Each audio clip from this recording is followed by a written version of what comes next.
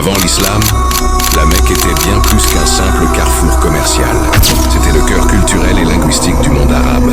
Dans la société pré-islamique, la langue arabe occupait une place centrale et avait atteint son apogée. Elle n'était pas seulement un moyen de communication, mais un marqueur d'identité, d'honneur et de prestige. Maîtriser la langue, c'était exister, et la poésie en était l'expression la plus noble. À travers elle, les Arabes transmettaient leur histoire, défendaient leurs tribus et immortalisaient leurs exploits.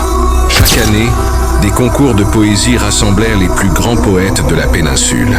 Les œuvres les plus célèbres, les mu'allaqat, étaient considérés comme de véritables chefs-d'œuvre.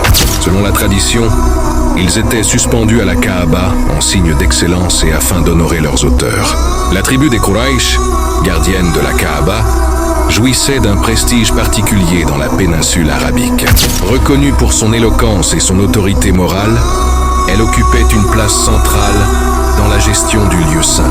Pour préserver la pureté de la langue, les enfants de la Mecque étaient souvent envoyés dans les campagnes et le désert environnant. Ils y apprenaient un arabe jugé plus authentique, loin des influences urbaines.